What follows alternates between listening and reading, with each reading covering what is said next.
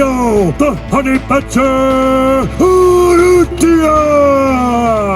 Yo, ladies and gentlemen, welcome to the Honey Badger Hour.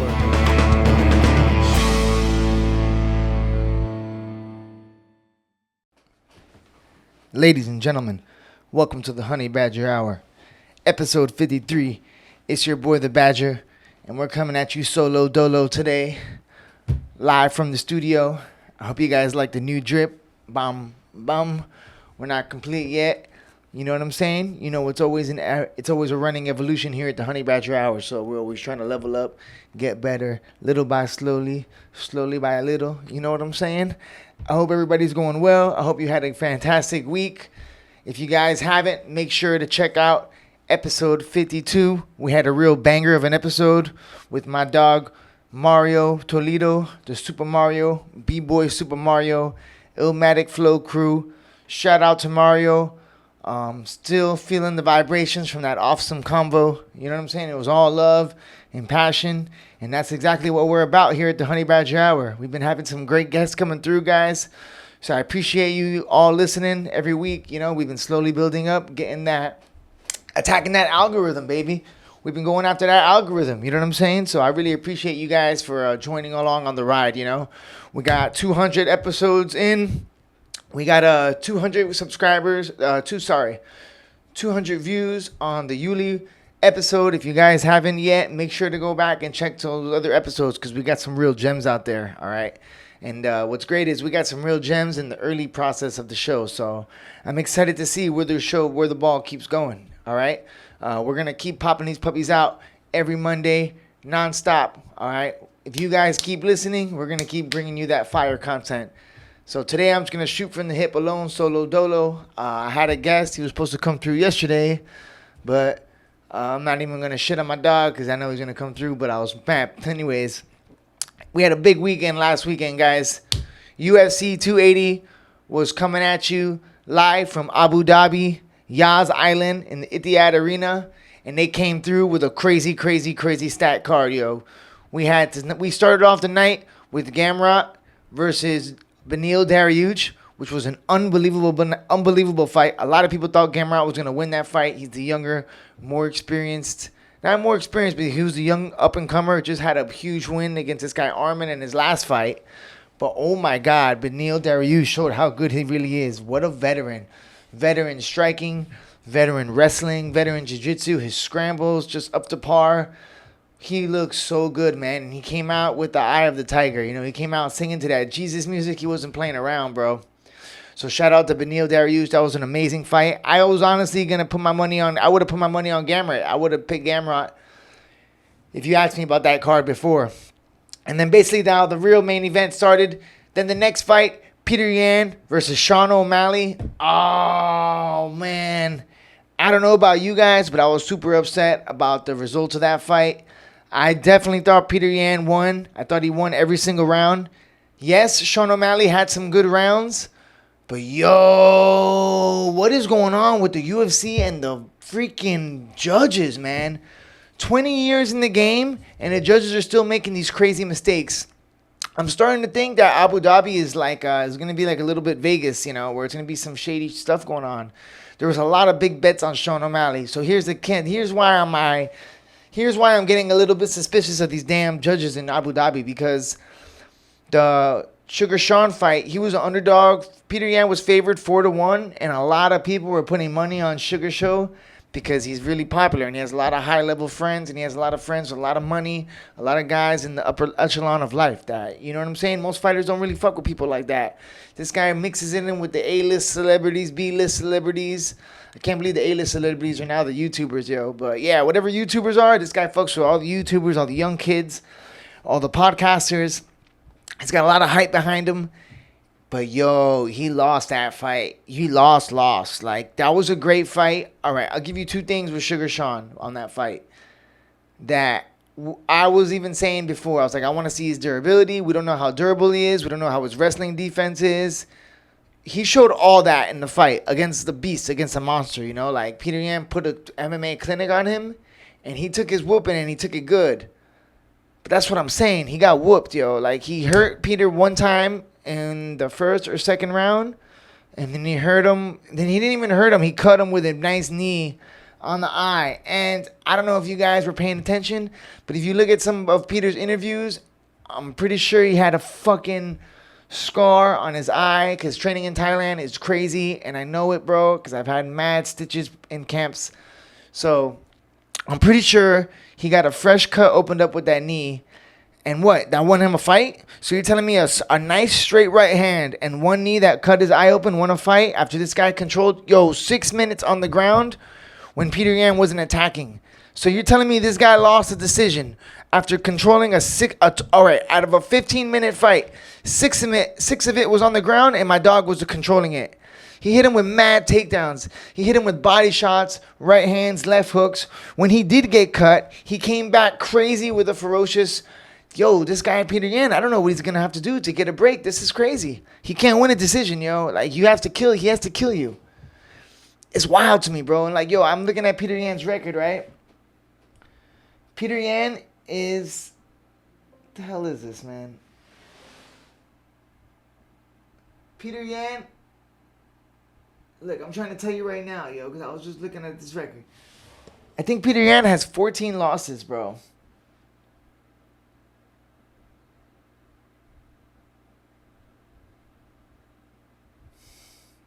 Fucking, are you kidding me, bro? Now? Peter Yan has 4 losses, and all 4 of those losses, I swear, I've seen and I can contest for.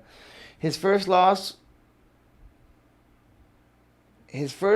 was in ACB for the title against his Dagestan wrestler, one of these guys that trains over there. He beat the guy, I thought for sure. He got robbed, had to fight again, fought his way back to the title, or fought the guy in the rematch. Beat him in the rematch. Then he was 16-1, right? For a long time when he goes to the UFC. Then he goes to the UFC. What was his first loss in the UFC? His first loss in the UFC was to Aljamain Sterling with the knee. Aljamain Sterling wins the title. He was a fight that he was winning, and they took it away from him. Then in Aljamain Sterling 2, all right, so he's 16-3. When he goes against Aljamain Sterling 2, I thought he won that fight, and they took it away from him. That's this is crazy, And now this last fight, same thing, bro. I don't know what this guy's got to do. In the last fight, he had more takedowns. He had more strikes. So, damn, dog. Shout out to my dog, Peter Yan. Man, I know how hard he works. I know how much he puts into it. So, I just hope that he gets another shot, man, because that's crazy, bro. It really is, man. It's a real shame, bro. So, shout out to Peter Yan. I thought he won that fight. I think there's something definitely dodgy going on, bro. I don't know if it's me or what, but I think something dodgy is going on with the judges in Abu Dhabi or what. It was pretty bad. It was real bad, I mean, they got the Beneil Dariush fight right. So that's the thing, right? They do get fights right. So what's going on? It's like they kind of looked the other way on some fights. I don't know. All right. Then in our co-main event, we had a big one, bro. We had TJ Dillashaw versus Aljamain Sterling. I was so hyped for this fight. I was mad hyped for this fight, man. I was thought TJ Dillashaw was gonna smash. I would have put my money on TJ, so I lost. This is another fight that I would have lost my pick on. Aljamain Sterling came out looking strong, hit one with a nice takedown, but as soon as Dillashaw hit the ground, his freaking was wincing with his shoulder. Let me tell you something. How gangster is TJ Dillashaw to fight with his shoulder popping out all week? This guy might have not trained the whole week. He literally went in there and got the job done, He did whatever he could. He went in there, blew his shoulder out. This guy was so good. TJ Dillashaw is so mentally tough that he fought with his shoulder out for 5 minutes with that pain of his shoulder. Just taking it. Refused to lose, I mean, you're talking about a mental dexterity that it's crazy that TJ is the CEO of VPO, and it's a shame because it makes you think a guy who's that mentally strong did he ever really need that stuff, you know? Or like, I don't know, it's just mind-boggling to me, like, because to be taking EPO, you got to be like as high-level juicing, I reckon. So, anyways, TJ Dillashaw, I've always been a big fan. I've always been a big fan of TJ's meanness, you know, and his durability and his toughness. And he showed exactly why, actually, I'm a big fan of him this weekend, you know. He went in there with a fucked up shoulder, didn't say nothing. And it's true, man. They were saying I didn't see him on the countdown shows all week. I was like, yo, what's going on here? So I thought something was off with that we didn't see him on any countdown shows or anything. And then he came out there and scrapped it out hard with the broken shoulder, with a dislocated shoulder. Fought a whole round with a dislocated shoulder. Got it popped in between rounds. That's the most gangster thing I've ever heard of. That is one of the most crazy things I've heard of in my life. It just goes to show you, man, some of these UFC fighters, how, like, this is why this is the best sport in the world. This is the exact reason why. You got a guy who went in there with a dislocated shoulder and fought for 5 minutes and had his cornerman put it back in his socket in between rounds and then went out into the second round. Then you got other stories of guys like Alexander Volkanovski, shout out to my dog, the champ, the runner, the number one pound for pound, the GOAT, baby. When he fought Max Holloway, fought with a broken hand and still continued to fight with the broken hand. Did never let Max Holloway know that he had the broken hand and kept hitting him with it. So it just goes to show you, man, the mental strength of some of these fighters, man. This is the greatest sport in the world with the greatest athletes. And the only thing is that it's a shame that TJ had to fight with a dislocated shoulder, because I reckon, and he was already out for a year from surgery, and he probably needed the money. And that's the only thing that's a shame right now, that some of these guys definitely aren't getting the money that they all deserve, you know. If you're on the UFC roster, you need to be making $500,000 a year for sure, minimum. There's got to be some type of way where all the fighters are paid, because it's so a small group of people. You know, there's such a small amount of people compared to the rest of the world that can do this sport, that they should be compensated for it in the maximum. So, Aljamain Sterling now goes on to become his second title. This is crazy. Aljamain Sterling now goes in with his second title defense. He won the title with an illegal knee, then barely won a split decision in the second fight. And now in his third fight, he fights a guy with one arm, TKOs him in the second round. So my dog, Aljo, he's had a crazy bantamweight run, if you ask me. But listen, he's doing what he's got to do. I've been following his YouTube channel. He's got the dope YouTube channel going, so he's being marketable. Whether you love him or whether you hate him, he's playing the game, and he's playing the game right. I mean, all he can do is show up and fight the guys in front of him. You know, he didn't illegally knee himself, like, you know, Peter Yan illegally knee him. Yeah, so he had to take the opportunities that are in front of you. I don't know about that one, whatever, but that changed his life forever. So it's like, who should he have continued and fought and lost a decision? Or was that the best decision that he ever made in his life? That's a crazy one, right? Wow. Then he ends up learning from his mistakes, and beating Peter Yan in the rematch. And now look where he's at now. Beat another legend and TJ Dillashaw. Like, TJ Dillashaw's a little bit older. It's crazy because he's from the Dominic Cruz generation. Dominic Cruz is the guy who got hindered by injuries recently, and he's the same age as TJ Dillashaw. TJ Dillashaw now popped his knee. TJ Dillashaw popping his knee in the first Sandhagen fight. I wonder what kind of damage he did to his knee that he had to take when he took that year off, because the guy fought 5 rounds with a torn ACL. That's crazy. TJ Dillashaw's run, it's like, you know what? The MMA gods are not playing no games, bro. It's like, you want to take shortcuts and do some stuff, and then he's paying now the hard way. And he's super mentally strong, and that could be sometimes the gift and the curse, eh? He fought with a torn ACL, almost towards ACL, like in the first round of his last fight with Corey Sandhagen, and then he goes into this fight with a dislocated shoulder, pops out in the first minute of the first takedown, like in the first 20 seconds, his shoulder was out. So man, shout out to Aljamain Sterling, and still, baby, continues his reign, looking thicker than a Snickers. You seen Aljamain Sterling? He says he was said that Peter Yan he accused Peter Yan of cheating. He accused TJ Dillashaw was cheating, but of this fight that he was going to come in dirty. But my dog Aljo is looking nice right now, all right? If you tell me the smell test, he'd be looking crazy thick right now. He's looking crazy big, so maybe he knows something we don't or what. But shout out to Aljamain Sterling, man. He's been, whatever he's doing, his body looks amazing. His mindset is amazing. And it seems like he's doing all the right things. So shout out to Aljamain. And I really wanted to see the winner. I really wanted to see Peter Yan versus the winner of Aljo and TJ. Now we're going to see, listen, does Sugar Sean O'Malley deserve a title shot? Now, after winning a crazy decision to Peter Yan, and here's the catch with that fight, right? How do you make that fight right? Like now, Peter Yan has to do another rematch. How many rematches is Peter Yan going to have? This guy's already had 2 rematches in MMA.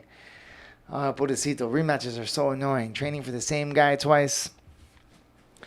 Anyways, all right, so then we got the main event. The main event was a big one, guys. Oh, snap. The champion has a name, and his name is now Islam Makhachev. Oh, my God. I was wondering for this fight, guys. I was really on the edge for this one. I was trying to think who's going to win.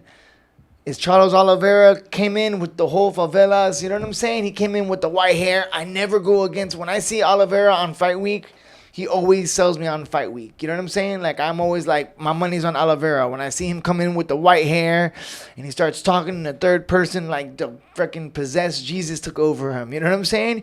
He comes in with the whole favelas. I love it. I love it. I love everything about Charles Oliveira. I love everything about his pre-fight. Yo, Charles Oliveira is the only guy that comes into the UFC. When he gets into the octagon, he hugs his opponent's corners, all of them. He says hello to his corner. He says hello to his opponent. He gives his own opponent a hug, and he hugs all his opponent's corner over the cage. Like, the guy is operating on a different level when he comes into these fights, especially on fight week. He's like, and that's what I love about Charles Oliveira. It's like that just beyond belief, that insane belief in himself that it's admirable, and it's really like it's beautiful to watch. I love it. It's my favorite thing to see in athletes, you know, when he comes in with that confidence. And you know what it is? It's the confidence through his hard work. And Makhachev had the same confidence, which was so exciting about this fight, you know. That's what makes fights so great, right? You have 2 guys and they both believe in their heart of hearts that they're both going to win without a doubt. The only thing is, I wonder is what Charles Oliveira's game plan was coming in. Because Charles Oliveira came in, lost second round by arm triangle, by Islam Makhachev, and by a move that all those guys are really, really, really good at. I actually lost to his teammate, Marat Gafurov. I lost to a guy who trained with them for a long time. By arm triangle, that's like the Dagestan move, yo. But Khabib was in his corner. They were saying all week, he was saying all week in the press conferences that he had to finish Charles Oliveira. Because Charles Oliveira had the most submission wins in UFC history. And Islam said he wanted to take that title from Oliveira. And this guy is on a mission, bro. He wanted to take the title from Oliveira, and he wants to have like all the titles. He wants to have the most finishes in UFC history. And he feels as champion, now it's his time to have all the titles. So he comes in, he beats Charles Oliveira, who was the vacant champ, who we all knew was the champ, but he missed weight by like half a pound or something crazy in his last fight. So they stripped him. Just kind of messed up, yo. But they come in. Charles Oliveira came in confident as ever. Islam came in with Khabib, Hasbullah in his corner. The boys were in town. It was a crazy fight. Charles Oliveira actually looked pretty good in the first round. But here's what I don't understand about Oliveira. Oliveira said that he was going to knock out Makhachev in the first round. But then he fucking pulls guard and ended up getting his back the whole round. So I just questioned Charles Oliveira's fight IQ. Like, I don't know if he been in his corner, had a game plan or what. Like, he was just like, yo, I'm just going to knock him out. Like, I'm just going to pull guard. Like, that's crazy, right? So, especially with a guy like with Makhachev, man, you can't be on the ground of these guys, bro, and taking that damage. Everybody knows that when you fight like a Khabib or an Islam, these guys, if they take you down, you got to get up right away, because the number one thing is they're not going to try to submit you. They're going to control you and punish you. And the last thing you want in a fight is getting free punches rained on you from the guard, from the half guard, which is exactly what happened. And Islam is so good with the takedowns. Like, he always did throws. He does really safe takedowns. You know, he doesn't throw any, He doesn't throw a lot of doubles and singles where your neck's going to be exposed, which you can learn a lot from, actually. Like, he does a lot of trips, a lot of foot sweeps. And the dangerous thing about Islam is that his striking seems just as good as his wrestling and as his jiu-jitsu, and that's what he prides himself on. So shout out to Islam Makhachev, defeating Charles Oliveira in the second round, becoming the new lightweight champion of the Ultimate Fighting UFC.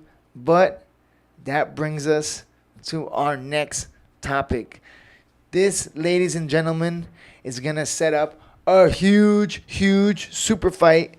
So shout out to our boy, the GOAT, the pound-for-pound #1 ranked fighter in the UFC championship right now, Alexander the Great Volkanovski, all right, who made a crazy stance, right? Who separated himself from the pack once again, like he always does. The one thing about Alex Volkanovski, man, he always separates himself from the pack. He separates himself from the pack. And everything he gets into, he becomes the best at it. He made the YouTube channel. He's destroying it on the YouTube channel. He wanted to become the pound-for-pound ranking, and he went out, and he didn't just say he wanted to go up to 155, or like, he's not like Henry Cejudo and these other guys that talk about it. He went to Abu Dhabi. This guy was in a cast 4 weeks ago. As soon as his cast got off and he was cleared to fight, he messaged the UFC and told the UFC that he's going to be ready to be a backup for Abu Dhabi. He trained straight out with the cast on. He was training for a fight like if he was getting ready for a title fight, getting in shape, getting his cardio right, getting his weight down to make 155. Went in full-blood fight camp for 4 weeks, training for 2 different opponents. Like, this is crazy. He brought in Frank Hickman, was wrestling with Frankie the whole time, getting ready. And was training with his coach Craig Jones. So, like, yo, shout out to Alex. And then went to Abu Dhabi, made weight, and was there. He was there to be there, that even if he didn't fight for the title that night, he wanted to be there to let whoever won know that he's next in line and he wanted to be next. And the stars all lined up perfect because Khabib, after Islam Makhachev won, what happened? Khabib got on the microphone and he said that they want to go to Australia and they want to go for the pound for pound. So let's go, baby. Let's get it. Alex Volkanovski versus Islam Makhachev is going to be coming up next for the pound-for-pound #1 fighter in the UFC. The featherweight champ versus the lightweight champ. 2 guys, unblemished. Oh, no, so Islam lost 1 time in the UFC. He got caught with the overhand right. But, yo, Alex is a dog. There's no way. I don't, like, this, you're going to be talking about the most mentally strong fighter in the UFC, so this is going to be a crazy fight. Alex, I feel like he's going to have the speed advantage, and he's going to have the tenacity and cardio advantage for sure. All right, and it's going to be like on the feet, I feel like they're going to be even striking. Now it's just going to see if Islam's going to be, Islam's got some good wrestling and stuff like this, but like Alex always says, he's hard to hold down. So we haven't seen Islam have to like grind out a decision. And to beat Alex, I don't see it. You're just talking about, to me, like, you're talking about somebody who always finds a way. Like, he's faster, his feints. And to be honest, I don't think, no way. So I'm already excited for this one, guys. Alex Volkanovski is going to become the 2-division champion. And it's going to be like a different type of 2-division champ. Because he's not going after, he's going to beat the 1, too. Like the for sure #1 guy. So I'm excited for this one. Oh, my God. Looking at January, February, Australia is going to be a big one. It'll probably be in the big, they have a big stadium over there. So it'll be a stadium fight in Australia. The Volkanovski, the pound-for-pound champ, will be back to defend his title back home. And there's no way. I don't see nobody taking that title for him. He's a man on a mission. He went to the Abu Dhabi ready to fight both these guys and win the title. And now he's just going to have more time to prepare. So I can't wait for this one, ladies and gentlemen. So we had a big weekend, guys. UFC 280. I don't know, yo. What do you guys think about the fights overall, right? Like, I was kind of excited about it. I'm not going to lie. But Aljamain Sterling TJ, a little bit of an upset. The Peter Yan fight really pissed me off, all right, and put me in a bad mood. So when I was watching TJ and AJ, I was kind of like whatever about it. And then in the title fight, I wish that the Oliveira fight and Islam fight would have been a little bit more dominant. It was a great round, but I don't know. I was just questioning Charles Oliveira's fight IQ on that one a little bit, like I don't know, because the thing is, he didn't really get fucked up, like he kind of pulled guard in the first round. He got taken down, but he got back up. So he was looking really good, and he got dropped, but he always gets dropped. But this time was different, bro, because you know what it is? Usually he gets dropped. Oh, I just figured something out. I just realized something now. Usually when Islam gets dropped, usually when Charles gets dropped, guys don't want to go into his guard, and he's like a little bit rocked and out of it.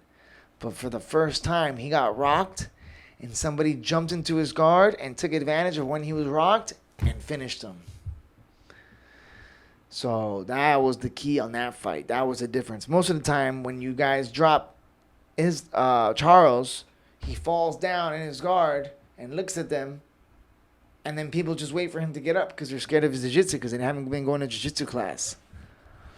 But that's why I'm so excited about this Alex Volkanovski and Islam Makhachev fight, because these are two guys that don't take no shortcuts. Like, I know that Alex Volkanovski trains all day, every day in all the aspects. Like, this guy wanted to submit Korean Zombie. Like, his jiu-jitsu is just as good as his striking. It's just as good as his wrestling. I know Alex prides himself on his well-roundedness and his cardio and his work ethic, and I feel like in his 1%. And, like, I just feel like in the little things, like, that's where Alex is going to win this next fight with Islam Makhachev. Yes, he's going to fight a guy who's equally skilled with him, but Alex cuts weight better. He diets better. His lifestyle's better. He does better conditioning. I know that he's better, more ahead of the game. We have better coaches. I feel like we got better coaches.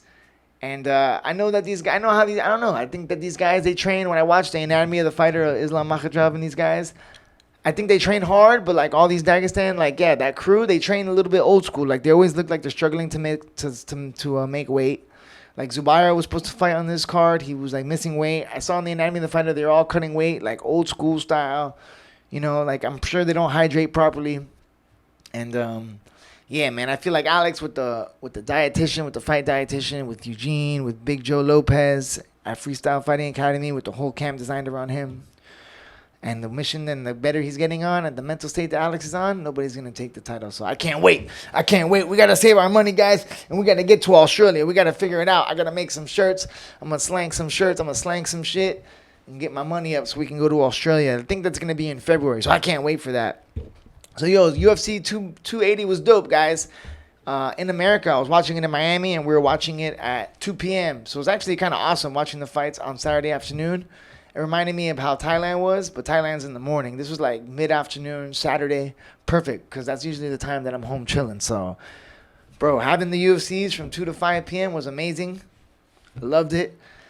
I know that the main event over there was pretty late. Like, for those guys, like Charles and them were fighting pretty late.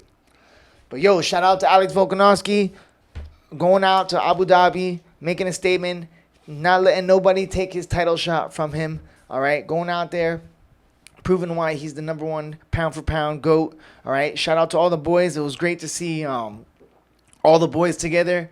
George was in Abu Dhabi cornering Top Noi for the UFC Contender Series. I think it was like a UFC type, like Asia Contender Series that Top Noi was on from Bangtao MMA. So Tariq was out there with the boys.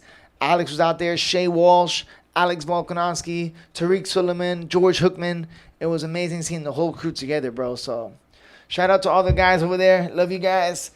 What else we got going on, man? We had a big weekend, yo. So if you guys don't know, I got a job. I got mad jobs. Oh, yeah, so we haven't spoken in a while, yo. I guess, yeah, you guys have been just hearing me interview people and stuff like that, right?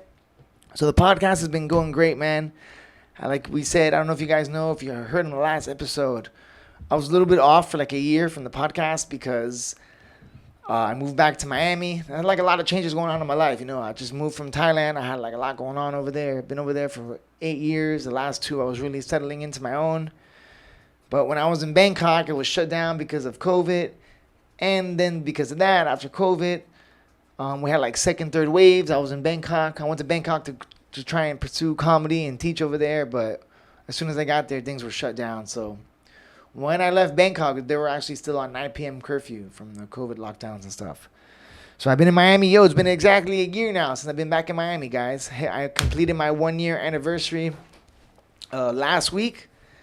And it's been 1 year since I've been back. I did a full 365 sentence in Miami.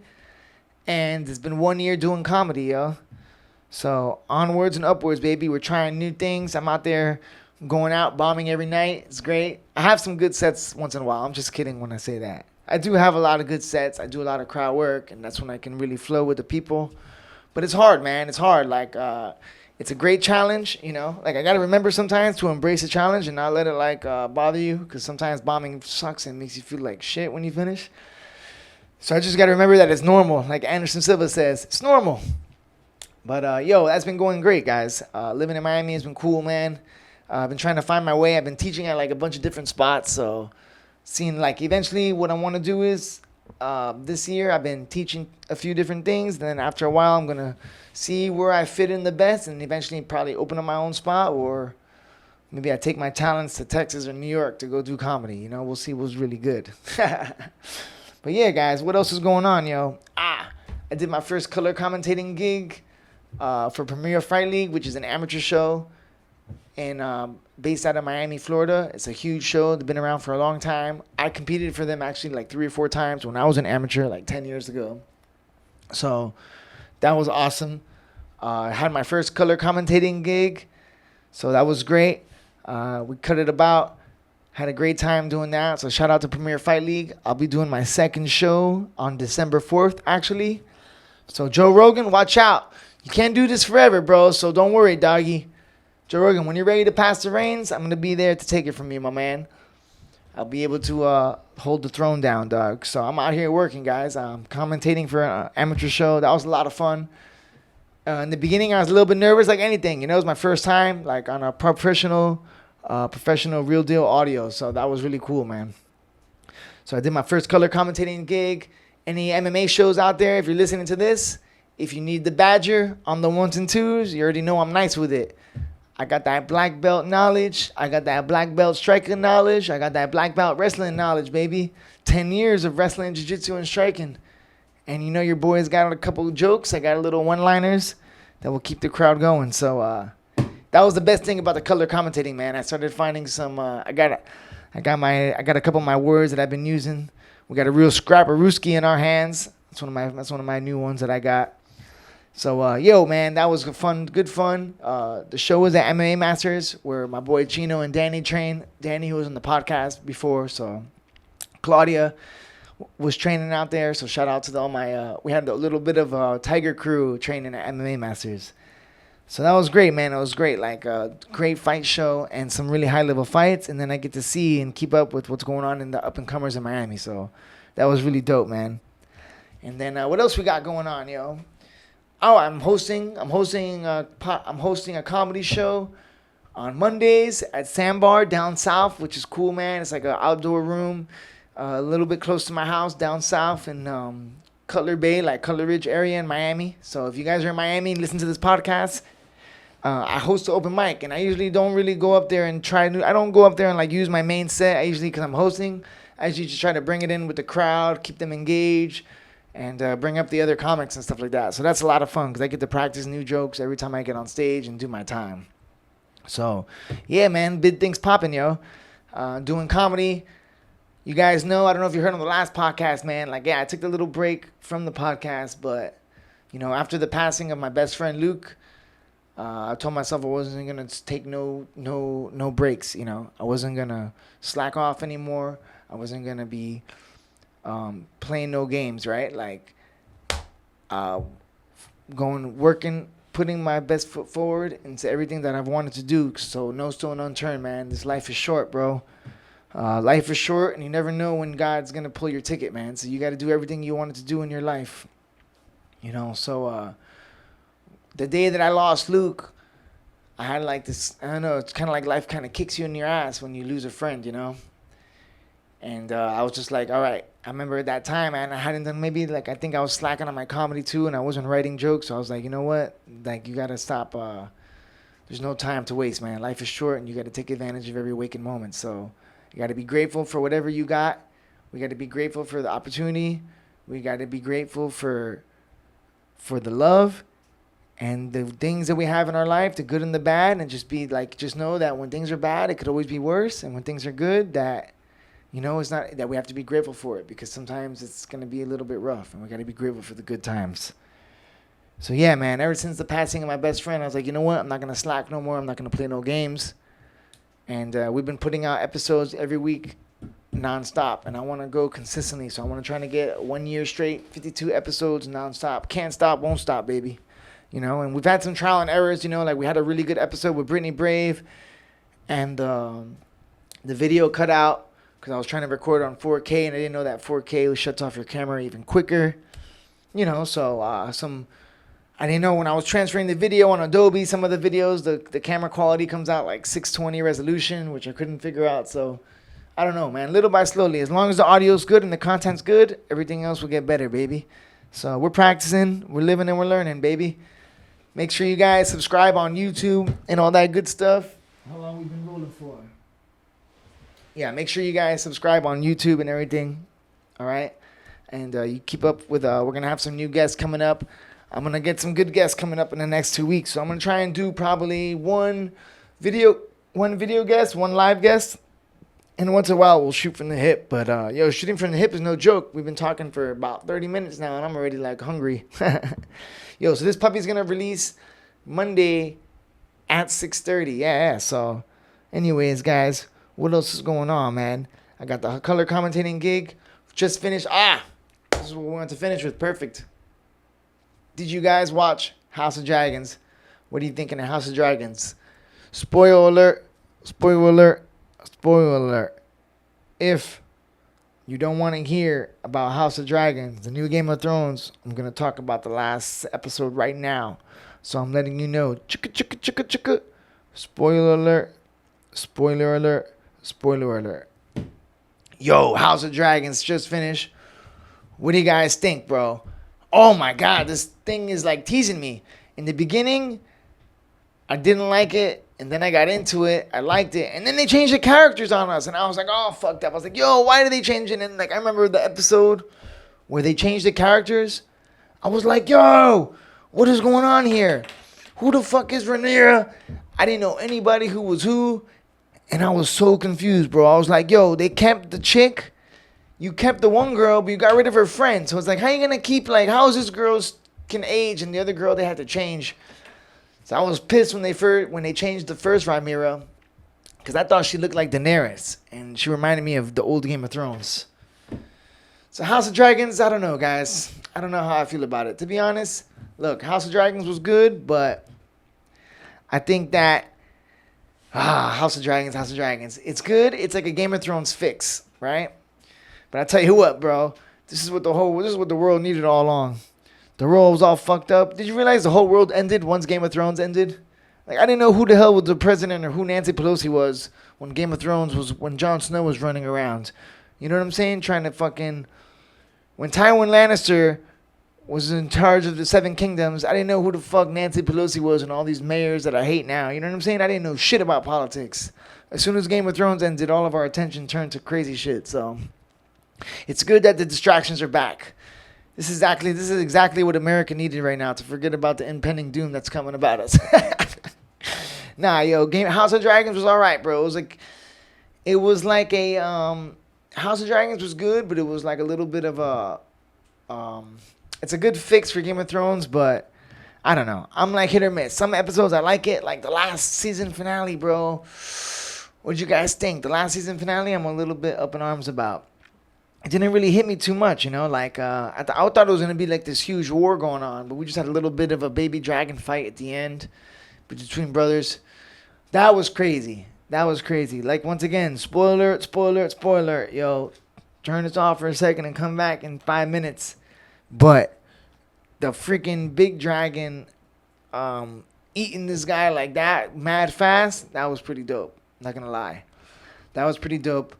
They were saying this meeting is more about the council meetings, but I'm definitely on the black team red team. Or no, team black, team green. I'm definitely team black. I'm with the Ramirez. I'm with Rhaenyra. I'm on team Targaryen. The only reason why, because she knows the song of Ice and Fire, and she's got the dragon. So whoever's got that dragon, like the false queen and the false king, Aegon, they don't know the story of Ice and Fire. The real only one person knew that. After Viserys the King died. Hey, but I'll tell you what, man, on House of Dragons, shout out to R.I.P. to King Viserys, the most legit king of all the Game of Thrones episodes. all the Game of Thrones series for sure, right? This guy was the most legit king. This guy was like a real Ned Stark. I mean, when we first met him, we thought he was a pussy because everybody kept stepping on him. You know, like Damon kept fucking with him. The Cornelius guy kept fucking with the Valerian guy kept fucking with him. But all this guy wanted to do was keep his family together, bro. It's crazy, man. It reminded me of my dad when me and my family are fighting. He's just trying to keep everybody together, bro. That guy don't give a fuck. He didn't even really care about the politics, yo. He just wanted his family to stay together. So shout out to King Viserys, the peaceful king, who was legit, bro. King Viserys was legit, man. But listen, I was a little bit on edge when they changed Rhaenyra, but now the new Rhaenyra has rubbed off on me. I think she's great. I like Daemon and him and this chick. Yo, but what's up with Game of Thrones making fucking sibling sex all good? Like, what is going on here with incest, bro? Pornhub, on Pornhub, all those topics are like stepsister, stepdad. And then now on Game of Thrones, everybody's fucking banging their sisters and brothers, bro. Like, why are they fucking trying to make incest great again, bro? Like, what the fuck is going on here, yo? They need to stop with this incest bullshit, alright? What the hell, man? Why can't they just have normal people fucking and doing shit? Like, yo, House of Dragons is like crazy vulgar this year, though. We had the stillborn deaths. Yo, man. Yo, House of Dragons is like, yo, we had mad pregnancies this year. A lot of births. A lot of powerful births this year. We get it, guys. We get it. Holy snap. And then, oh, man, this girl, she had a rough episode. Yeah, I'm trying to figure out this episode.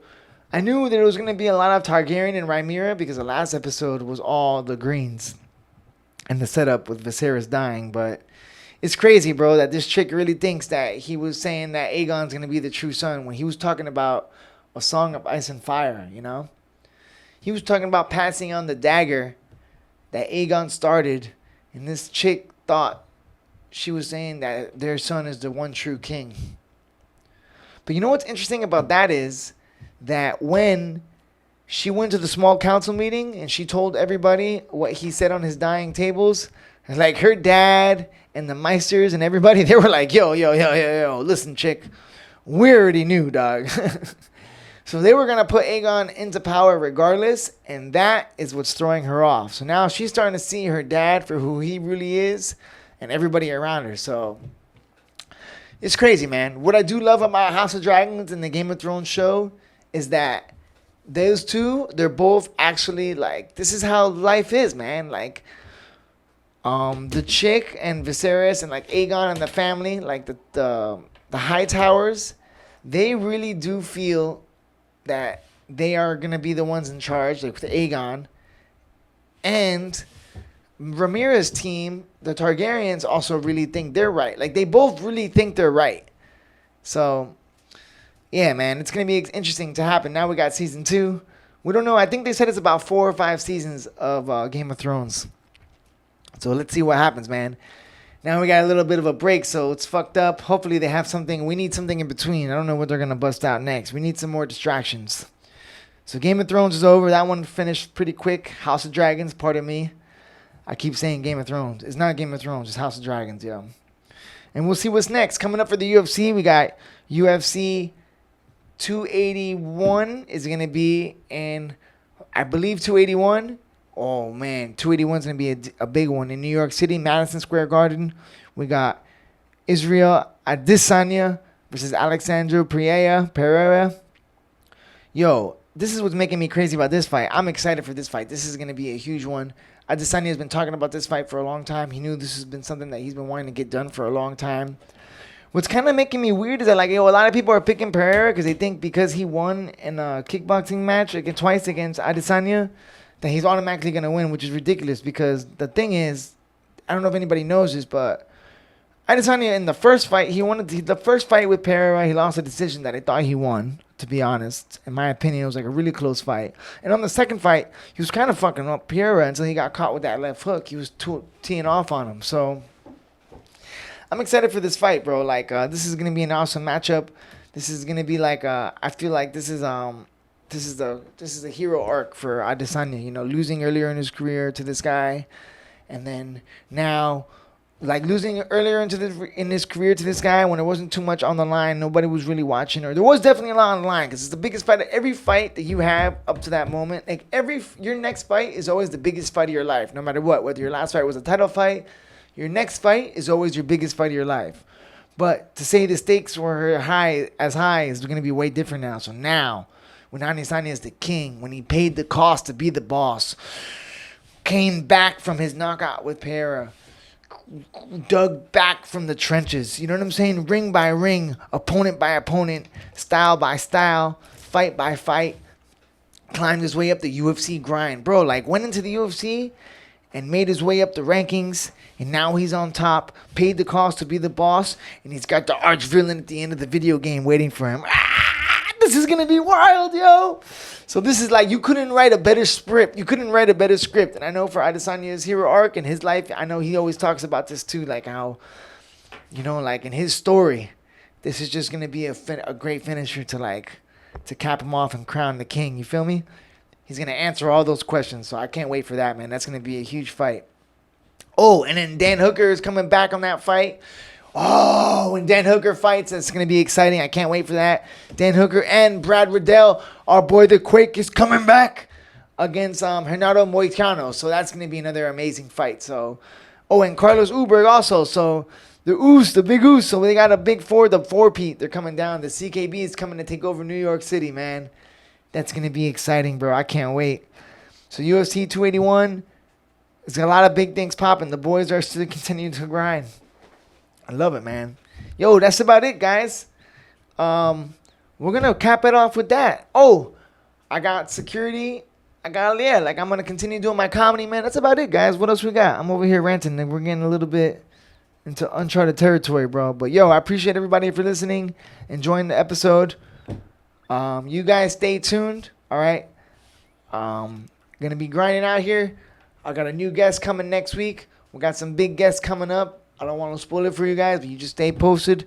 Make sure to subscribe, like, comment on the comments, comment below. Let me know who you want to hear next in the podcast.